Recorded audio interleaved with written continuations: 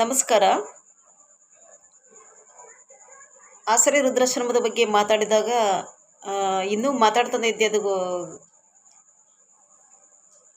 Phone ಇದು ಅದೇನೋ ಏನು ಹೇಳ್ತಾರಲ್ಲ, ಫೋ ಮೆಮೊರಿ ಫುಲ್ಲಾಗಿ ವಿಡಿಯೋ ಕಟ್ಟಾಯಿತು. ಅದಕ್ಕೆ ಮತ್ತೆ ನಾನು ಮುಂದುವರಿಸಬೇಕಾಯಿತು.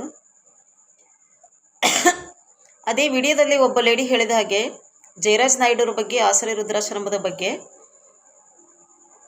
ರೆಸಾರ್ಟ್ ಮಾಡಿದ್ದಾರೆ, ಆ ಥರ ಲಕ್ಸುರಿ ಲೈಫ್ ಲೀಡ್ ಮಾಡ್ತಾರೆ, ಹಾಗೆ ಹೀಗೆ ಅಂತ ಹೇಳಿದ್ರಲ್ಲ. ರೆಸಾರ್ಟ್ ಯಾವುದೇ ಒಂದು ಉದ್ಯೋಗ ಮಾಡಲಿ, ಸೈಡ್ ಉದ್ಯೋಗ ಮಾಡಬಾರ್ದು ಅಂತೇನಿಲ್ಲ. ಕಾರಣ ಏನು ಗೊತ್ತಾ? ಯಾಕೆ ಸೈಡ್ ಉದ್ಯೋಗ ಮಾಡಬಾರ್ದು ಆಶ್ರಮದವರು? ಬರೀ ಅದೇ ತೊಳೆಯೋದು ಬಳೆಯೋದು, ಜನರನ್ನು ಸೇರಿಸ್ಕೊಳ್ಳೋದು ಒಂದೇ ಅಲ್ಲ ಆಶ್ರಮದ ಕೆಲಸ. ಸೈಡಾಗಿ ಏನಾದರೂ ಒಂದು ಉತ್ಪನ್ನ ಬರುವಂಥ ಒಂದು ಕೆಲಸ ಮಾಡಿದರೆ ಮುಂದೆ ಒಂದಿಲ್ಲ ಒಂದಕ್ಕೆ ಆಶ್ರಯ ಆಗ್ಬೋದು ಆಶ್ರಮಕ್ಕೆ ಅಂತ. ಯಾಕೆ ಅಂದರೆ ಭಾಳಷ್ಟು ಜನ ತಪ್ಪು ತಿಳ್ಕೊಂಡಿದ್ದಾರೆ. ಯಾರಾದರೂ ದೇಣಿಗೆ ಮಾಡ್ತಾರಂದರೆ ನಿರಂತರವಾಗಿ ದೇಣಿಗೆ ಮಾಡ್ತಾರಂತ ಅರ್ಥ ಅಲ್ಲ. ದೇಣಿಗೆ ಕೇಳೋಕ್ಕೂ ಆಗಲ್ಲ. ಎಲ್ಲಿವರೆಗೆ ಕೇಳಬಹುದು?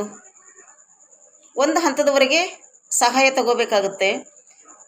ಕಂಟಿನ್ಯೂ ಆಗಿ ತಗೊಳ್ಬೇಕಂದ್ರೆ ಕಷ್ಟ ಆಗುತ್ತೆ, ಮತ್ತು ದೇಣಿಗೆ ಮಾಡೋರು ಸಹಿತ ದೇಣಿಗೆ ಮಾಡೋಲ್ಲ. ಹೀಗಾಗಿ ಮುಂದೆ ಒಂದಿಲ್ಲ ಒಂದಿನ ಆಶ್ರಯಕ್ಕೆ ಬರುತ್ತೆ ಅಂತ ಒಂದು ಸೈಡಾಗಿ ಏನಾದರೂ ಉತ್ಪನ್ನ ಮಾಡ್ತಾರೆ. ರೆಸಾರ್ಟ್ ಮಾಡ್ಬೋದು, ಹೋಟೆಲ್ ಮಾಡ್ಬೋದು, ಯಾವುದೇ ಬಿಸ್ನೆಸ್ ಮಾಡ್ಬೋದು. ಅದರಿಂದ ಇನ್ಕಮ್ ಬರಬೇಕು ಮತ್ತು ಈ ಕಡೆ ಇವತ್ತು ಆಶ್ರಮ ನಡಿಬೇಕು ಅಂತ. ತಪ್ಪೇನಿದೆ?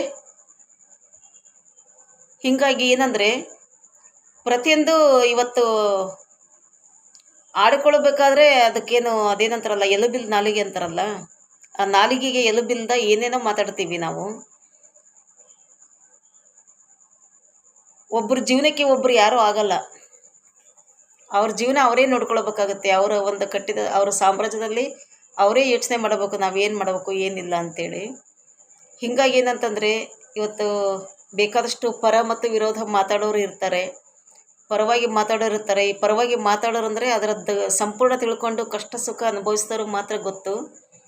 ಆಶ್ರಮಗಳ ಬಗ್ಗೆ, ಅಲ್ಲಿರೋರು ಏನು ಆಶ್ರಯ ಪಡ್ಲಿಕ್ಕಿರ್ತಾರಲ್ಲ ಅವ್ರ ಬಗ್ಗೆ ವಿಚಾರ ಮಾಡಿದಾಗ ಯಾವುದೂ ಅಷ್ಟು ಸರಳ ಇಲ್ಲ ಅಂತ ನಾನು ಹೇಳಕ್ಕೆ ಇಷ್ಟಪಡ್ತೀನಿ.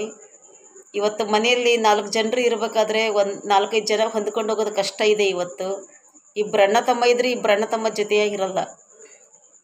ಅಂಥದ್ರಲ್ಲಿ ಒಂದು 100-200 ಜನ, ಅದು ಒಂದು ದೊಡ್ಡ ಕುಟುಂಬ ಆಗಿ ಪರಿವರ್ತನೆ ಆಗುತ್ತೆ. ಅವ್ರನ್ನೆಲ್ಲ ನಿಭಾಯಿಸ್ಕೊಂಡು ಹೋಗ್ಬೇಕಂದ್ರೆ ಸಣ್ಣ ಮಾತಲ್ಲ. ಅರ್ಥ ಮಾಡ್ಕೊಳ್ಳಿ ಸ್ವಲ್ಪ. ಯಾರೇನು ಮಾತಾಡಿದಾರಲ್ಲ ಇವತ್ತು, ಅವರು ಎಷ್ಟರ ಮಟ್ಟಿಗೆ ಅವಿಭಕ್ತ ಕುಟುಂಬದಲ್ಲಿದ್ದಾರೆ ಅಂತ ಹೇಳಿ. ಅಂದರೆ ಎಷ್ಟು ಜನರು ಇದ್ದಾರೆ ಇವತ್ತು. ನಾವು ನೋಡ್ತೀವಿ, 4 ಜನ ಇದ್ದರೆ ಅದೇ ದೊಡ್ಡ ಕುಟುಂಬ. ಇವತ್ತು ಇಬ್ಬರು ಅಣ್ಣ ತಮ್ಮ ಇದ್ದರೆ ಅಣ್ಣ ತಮ್ಮ ಹೊಂದಾಣಿಕೆ ಆಗಲ್ಲ. ಇವತ್ತು ನಮ್ಮ ಮನೆಯಲ್ಲೇ ಹೇಳ್ತೀನಿ, ಇಬ್ಬರು ಅಕ್ಕ ತಂಗಿದ್ರೆ ಅಕ್ಕ ತಂಗಿರ ಹೊಂದಾಣಿಕೆ ಇಲ್ಲ. ಅಂಥದ್ರಲ್ಲಿ ಇಷ್ಟು ಜನರನ್ನ